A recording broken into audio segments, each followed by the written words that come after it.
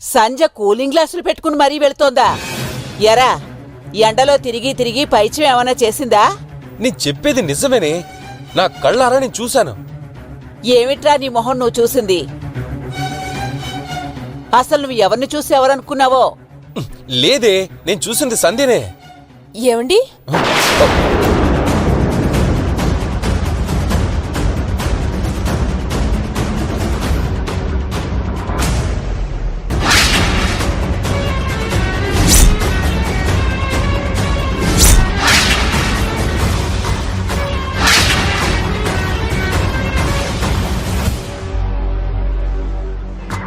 ఎంతసేపు అయిందండి వచ్చి? నా సంగతి సరే, ఇంతకీ నువ్వు ఎక్కడికెళ్ళి వస్తున్నావు? కూరగాయలు తెచ్చానండి, ఇవిగోండి.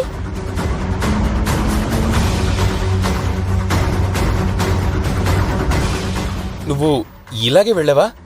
అవును, ఇలాగే వెళ్ళాను. అంటే ఇదే చీరలో వెళ్ళావా? నడిచి వెళ్ళావా లేక కారులో వెళ్ళావా? ఏం మాట్లాడుతున్నారండి? వాడు నిన్నెక్కడో కారులో వెళ్ళడం చూశాడంటమ్మా. నేనా?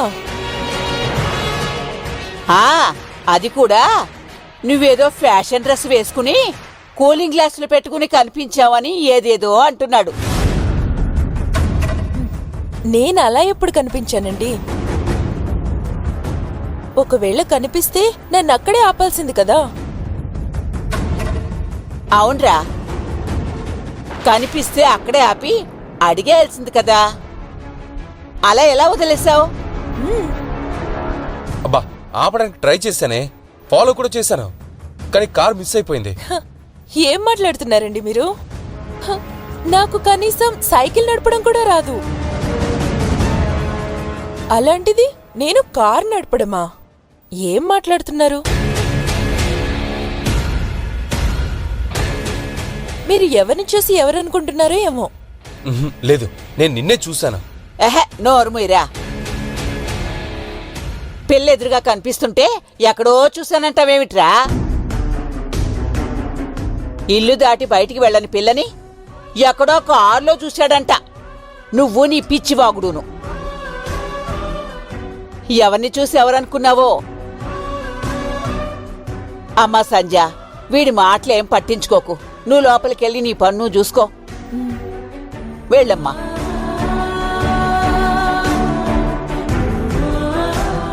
ఒరేయ్, ఆలోచించింది చాలుగాని వెళ్ళి తలార స్నానం చెయ్యి. ఆ బుర్రలో ఏమైనా పిచ్చి ఆలోచనలుంటే పోతాయి.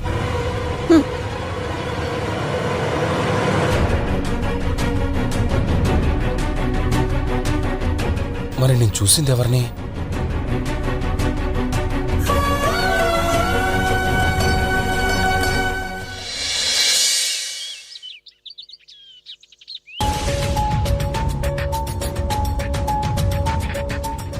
ఏంటి అలా ఆశ్చర్యంగా చూస్తున్నావు? నన్నెందుకు హాస్పిటల్కి తీసుకొచ్చారు? ఎందుకేంటి? చెకప్ కోసం అని చెప్పాను కదా. నా మీద ఉన్నట్టుండి ఇంత ప్రేమ ఎలా పుట్టుకొనొచ్చింది? ప్రేమ అనేది ఎప్పుడు ఎలా పుట్టుకొస్తుందనేది ఎవరికీ తెలీదు. ఎవరి మీద పుడుతుందో కూడా ఒక్కోసారి అర్థం కాదు. మీ బావ మీద నీకెందుకంత ప్రేమ అని నేను అడిగితే నువ్వు సమాధానం చెప్పగలవా? లేదుగా. పద వెళ్దాం.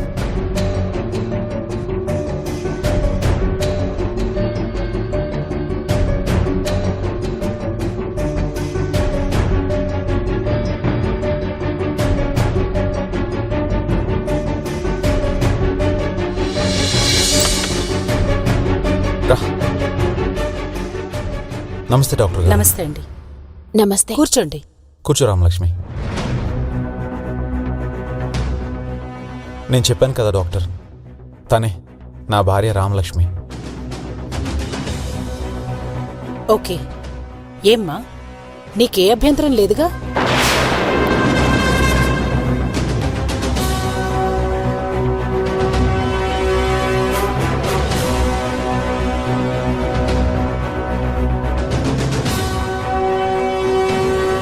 ఇదిగో అమ్మా, ఈ పేపర్స్ మీద సంతకం చెయ్యమ్మా.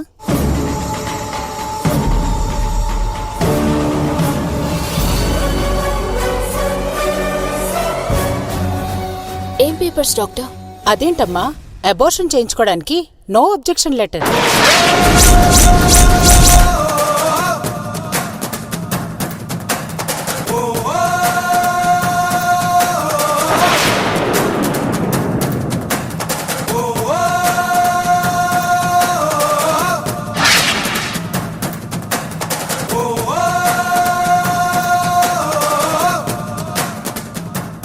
నాకు అభ్యంతరం లేదని ఒప్పుకుంటూ సంతకం చెయ్యాలి కదా.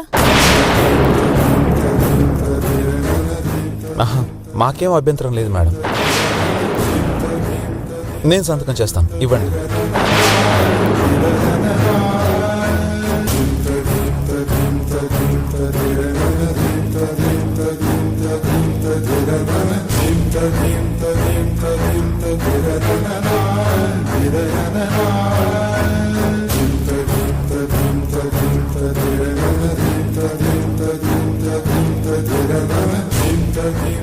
నువ్వు కూడా చెయ్యమ్మా.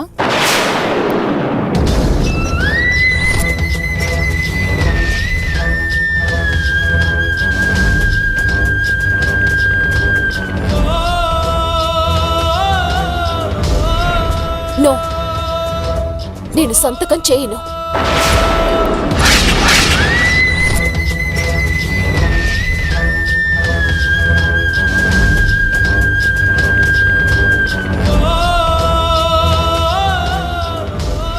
ఏంటి ఆనంద్ గారు ఇది? నేను మాట్లాడతాను, ఉండండి డాక్టర్. రామలక్ష్మి, సంతకం చేయి. ఏమని సంతకం చేయాలి? పూర్తిగా ప్రాణం కూడా పోసుకొని నా బిడ్డని నేనే చంపుకుంటున్నానని సంతకం చేయాలా? ఏం డాక్టర్, ఇదేనా మీరు చదువుకున్నది? ఇందుకేనా మీరు హాస్పిటల్ పెట్టుకుంది? ఏంటి ఆనంద్ గారు ఇది? మీ ఆవిడకి కూడా ఇష్టమని చెప్తేనే కదా అబార్షన్ చేయడానికి ఒప్పుకున్నాను.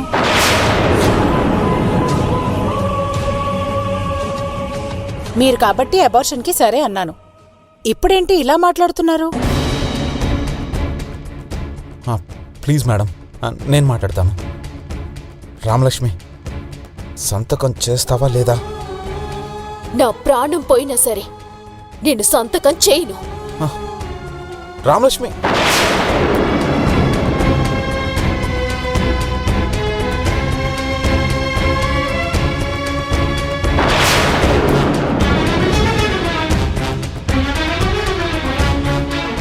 ఏంటి ఆటలుగా ఉందా? ముందు మీరిద్దరూ బయటికి వెళ్ళండి. Get out. ప్లీజ్ మేడం, నేను చెప్పేది కాస్త వినండి. ఏం వినమంటారు? మీరు రిక్వెస్ట్ చేస్తేనే కదా సరే అన్నాను.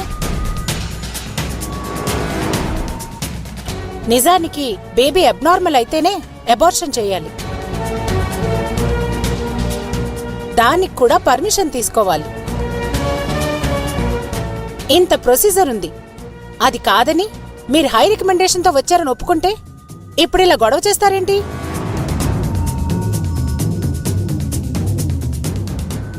మీ వల్ల నాకున్న మంచి పేరు పోతుంది.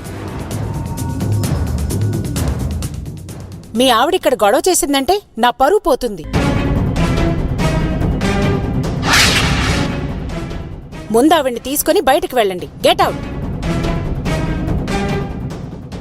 ప్లీజ్ మేడం, నేను ఎలాగైనా తన్ని ఒప్పిస్తాను. మీరు ఒప్పించినా సరే నేను మాత్రం అబార్షన్ చేయను. ప్లీజ్ వెళ్ళిపోండి. Please get out. Thanks doctor. ఇంకెప్పుడు ఇలాంటి పనులకి ఎంకరేజ్ చేయకండి.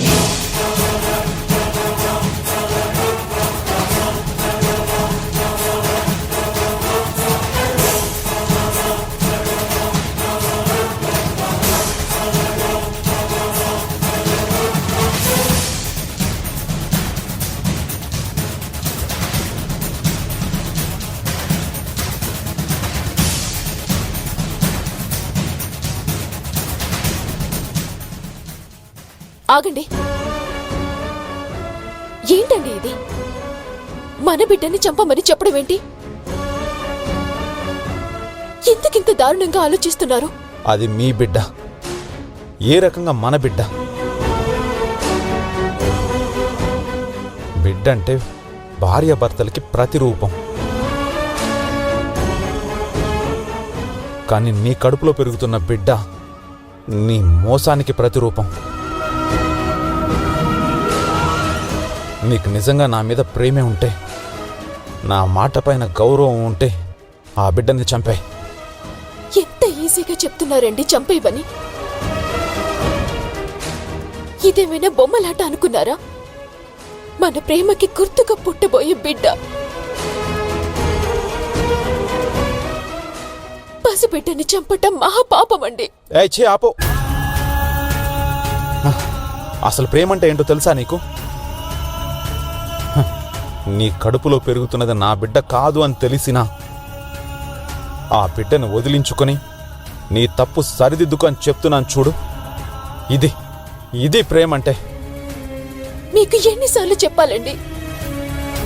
నా కడుపులో పెరుగుతుంది మన బిడ్డ, మన రక్తం. ఆ దేవుడి సాక్షిగా చెప్తున్నాను. ఎక్కడో ఉన్న ఆ దేవుడి సాక్ష్యం నాకెందుకు? ఇప్పుడున్న టెక్నాలజీ ప్రకారం నీ కడుపులో ఉన్న బిడ్డకి DNA టెస్ట్ చేయించొచ్చు. లోపలికి వెళ్ళి ఆ టెస్ట్ చేపిద్దాం. అప్పుడు నిజానిజాలన్నీ బయటకు వస్తాయి. పద. టెస్టా? నీతో ఇలాంటి టెస్టులు చేయించుకుని కాపురం చేయాలా? అలా చేస్తే మీరు నన్ను అవమానించినట్టు కాదు, మీ ప్రేమని అవమానించిన వారవుతారు. అయినా భార్యాభర్తల కాపురం నమ్మకంతో నడవాలి కానీ టెస్టులతో కాదండి. నేను చచ్చినా ఇలాంటి పనులు చేయను. నాకిప్పటి వరకు డౌటే ఉండేది, కానీ ఈ రోజుతో క్లారిటీ వచ్చేసింది. టెస్ట్ చేయించుకుంటే ఎక్కడ నీ బాగోతం బయట పడిపోతుందోననే భయమా? ఇలాంటి తప్పుడు పనులు చేసి బతకడం కంటే చావడమే మేలు. ఈ రోజు కాదండి, నన్ను అనుమానించిన రోజే నేను చచ్చిపోయాను. అంత బాధపడేదానివి టెస్ట్ ఎందుకు చేయించుకోవట్లేదు? అందరికీ నీ నిజస్వరూపం తెలిసిపోతుందని కంగారు పడుతున్నావా? ఇన్ని రోజులు నన్ను ఫూల్ని చేసింది సరిపోలేదా? ఫూల్ అయ్యింది మీరు కాదండి, నేను.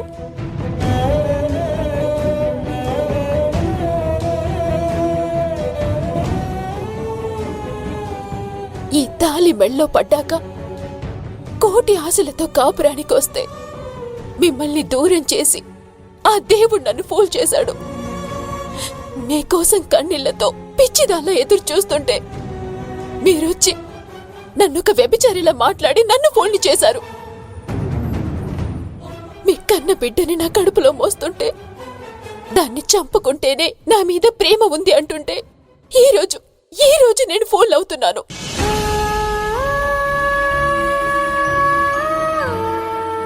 మీరు నమ్మినా నమ్మకపోయినా మీకొక నిజం చెప్తాను. ఒక ఆడది నిజంగా భర్తని మోసం చేయాలనుకుంటే దాన్ని ఆపడం ఆ దేవుడి వల్ల కూడా కాదు. అలాగే భర్తని ప్రేమించే ఆడదాన్ని తప్పుడు మార్గంలోకి తీసుకుని వెళ్ళటం ఏ మగాడి వల్ల కాదు.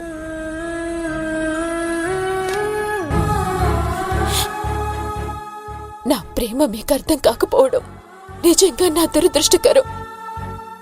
నువ్వు చూపించింది ప్రేమ అని నువ్వు అనుకుంటున్నావు,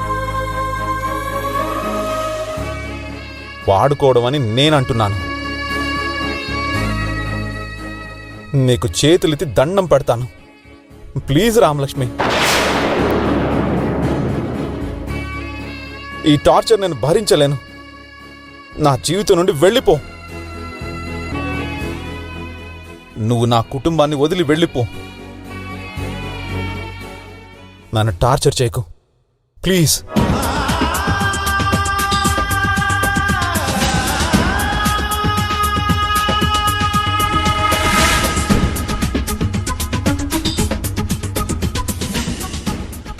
దేవుడా, ఏ జన్మలో ఏ పాపం చేశానో ఈ జన్మలో ఇంత కష్టపెడుతున్నావు. అసలు నేను ఇప్పుడు ఏం చేయాలి? ఆత్మాభిమానం చంపుకొని టెస్ట్ చేయించుకోవాలా? తనపై ప్రేమ ఉందని చెప్పటానికి కడుపులో ఉన్న బిడ్డని చంపుకోవాలా? వస్తున్నావా లేదా?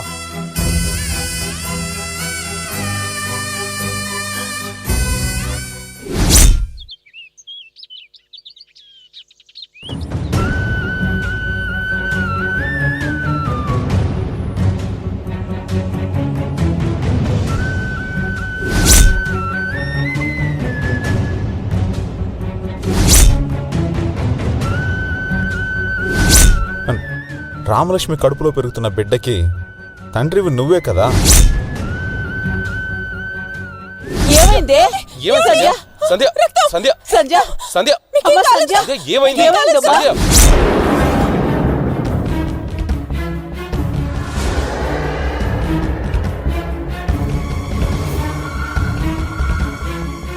చేతు, ఏమిట్రా అలా కూర్చుని ఆలోచిస్తున్నావు? ఏం లేదే, నాకెందుకు అన్ని గందరగోళంగా అనిపిస్తున్నాయి. ప్రతి విషయంలోనూ ఏదో తెలియని కన్ఫ్యూజన్. సంధ్యని చూస్తే ఒక్కోసారి ఒక్కోలా ఉంటుంది. నువ్వే చూస్తున్నావు కదా, కాసేపు నాకేదో అవుతుందంటుంది, కాసేపు తనే ఏదో చేసేస్తానేమో అంటుంది. అక్కడ రామలక్ష్మి జీవితం చూస్తే అలా ఉంది. నేను ఎవరికి సర్ది చెప్పాలి, ఎవరితో మాట్లాడాలి? అసలు ఈ సమస్య నుంచి ఎలా బయటపడాలో ఏమీ అర్థం కావడం లేదే. వీటి నుంచి బయటపడాలి అంటే నేనొక మార్గం చెప్తాను. సమస్యలు తీరాలి అంటే మనిషికి మనోధైర్యంతో పాటు దైవ సహాయం కూడా చాలా అవసరంరా. మీ ఇద్దరి మధ్య ఉన్న అపోహలన్నీ తీరిపోయి సంధ్య మామూలు మనిషి కావాలి అంటే మనింట్లో మంగళగౌరి వ్రతం చెయ్యాలి. 10 మంది ముత్తైదువులను పిలిచి చక్కగా వ్రతం చేసుకుంటే అన్ని కష్టాలు తీరిపోతాయి. అందరం సంతోషంగా ఉంటాం. ఏమంటావు నాన్నా? అలాగేనే, నువ్వు ఏం చేయాలనుకుంటా చెయ్యి. ఏవైనా శాంతి పూజలు చేయించాలనుకున్నా అవి కూడా చేయించు. నేను ఏమీ కాదన్నా. నాకు సంధి సంతోషంగా ఉండడం చాలా. సరే, నాకు కొంచెం బయట పనుంది, నేను బయటికెళ్ళి వస్తాను. సరే.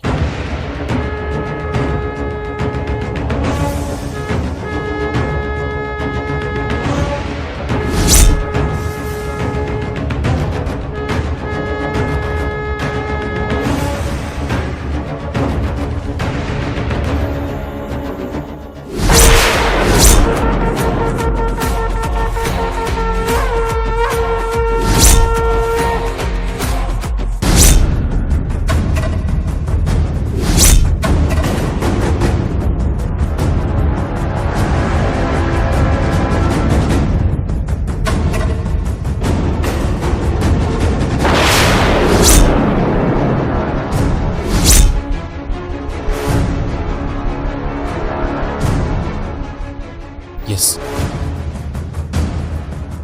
ఇది డ్రెస్.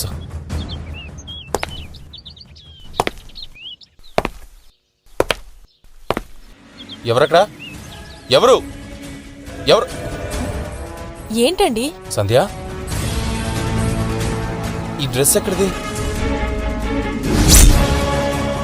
నువ్వు ఈ డ్రెస్ వేసుకొని కనిపించావు కదా, ఇది నీదే కదా?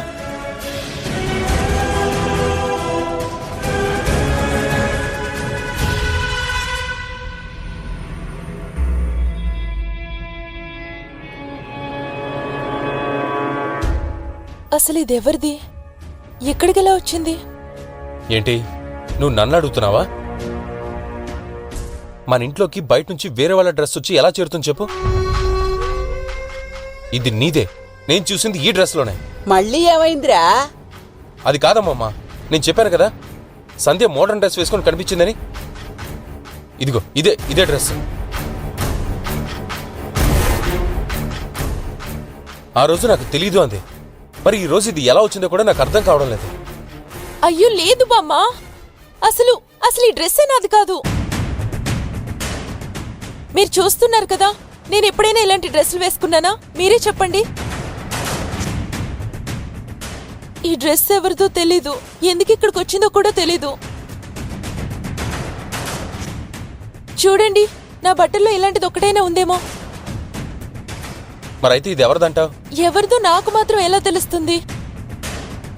మీరు ఎలా చూస్తున్నారో నేను కూడా అలాగే ఆశ్చర్యంగా చూస్తున్నాను. అసలు ఇదెవరిదో, ఇక్కడికి ఎలా వచ్చిందో నాకెలా తెలుస్తుందండి? నాకంతా అయోమయంగా ఉంది.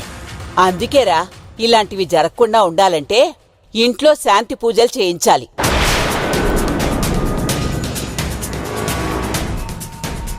నువ్వెక్కడికో బయటికెళ్తానన్నావు కదా, వెళ్ళు. వెళ్ళరా. నువ్వు లోపలికెళ్ళి నీ పన్ను చూసుకో.